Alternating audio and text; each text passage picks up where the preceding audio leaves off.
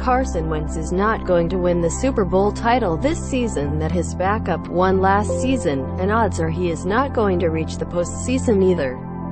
ESPN's Football Power Index (FPI) gives the Philadelphia Eagles a 17.8% chance to make the playoffs, which means there is an 82.2% chance that Wentz will be just as miserable sitting at home next month as he was last winter sitting on his team's bench.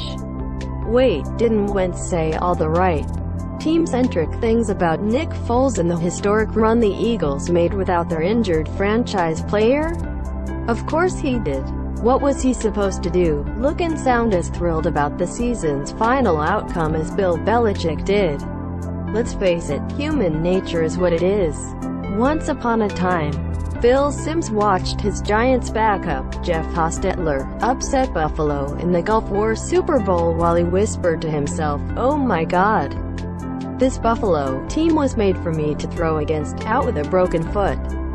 Simms left the field before Bills kicker Scott Norwood went right in the final seconds and left the Giants' locker room before the celebration began. He couldn't stomach the sights and sounds of his team winning it all with another man under center.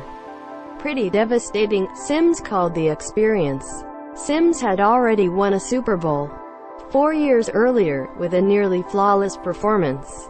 So how do you think the young, restless and, at the time, ringless Carson Wentz felt while watching Foles tear New England's defense to shreds with his offense? Now, here's the good news for Wentz and his legion of devoted fans, LeBron James included. Even in this 6-6 season, his comeback season from the serious knee injury he suffered last December, Wentz has shown subtle signs that he will someday have a Super Bowl victory to call his own. The smart money would be on sooner rather than later. When the Eagles were humiliated a couple weeks ago in New Orleans, left to the merciless designs of Sean Payton, they looked more than willing to call it a season. They lost by 41 points to fall to 4-6 after Wentz threw 3 interceptions and no touchdown passes.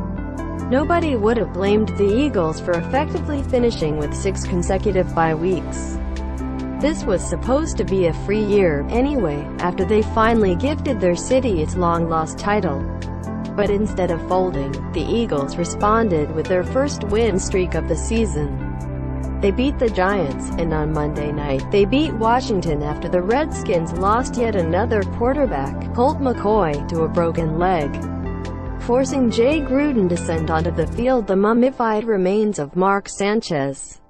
Wentz threw for 2 touchdowns, a 2-point conversion and 306 yards in the 28-13 victory, surviving a brutal interception to advance to Sunday's road game against Dallas with an actual chance to land in first place in the NFC East. This group, Doug Peterson said, doesn't let a lot bother them. Philly's resilience is a testament to its most important player, Wentz, who was threatening to become the league MVP in 2017 before 2 Rams defenders sandwiched him and blew up his knee on his headfirst dive into the end zone. Wentz hasn't been the same athletic dynamo in his comeback, and it's probable that he won't have his legs completely underneath him until next September. And yet on Monday night, Wentz delivered a forceful reminder of the whirling dervish he used to be. He was once again a master of improvisation, making play after play on the run. According to ESPN Stats and Info, Wentz completed 6 of 7 attempts for a career-high 100 yards on throws outside the pocket and established a career-high with 163 passing yards on play action. He's gifted at doing that, Peterson said.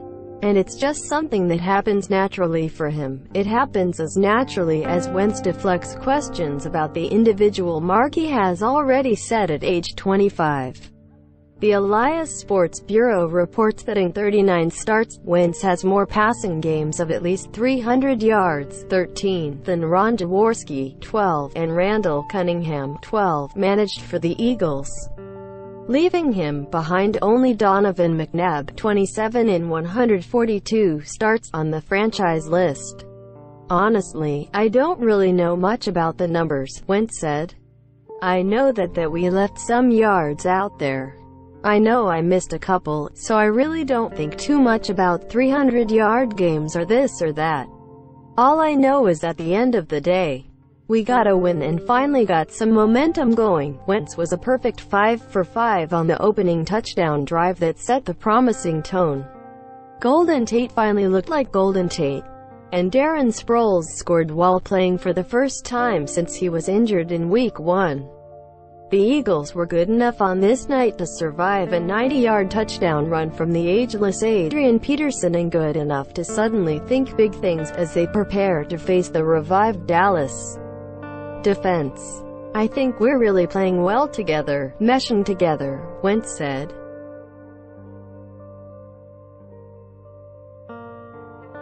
The truth is the division title remains something of a long shot. The Eagles have to play road games against the Cowboys, Rams and Redskins and a home game against the Texans, while the Cowboys follow the matchup with Philly with games against the Colts, Buccaneers and Giants. Either way, against the odds, the Eagles should take something meaningful from 2018, namely, that Wentz compensated for his temporarily diminished athleticism with the kind of grit and leadership that will surely prove invaluable to his team in its next serious postseason run. That run could happen next year or the year after or the year after that. But Wentz is too good and too tough for it not to happen at some point. In the meantime, however, Philly's franchise player will likely suffer next month while watching other teams face off in the playoffs.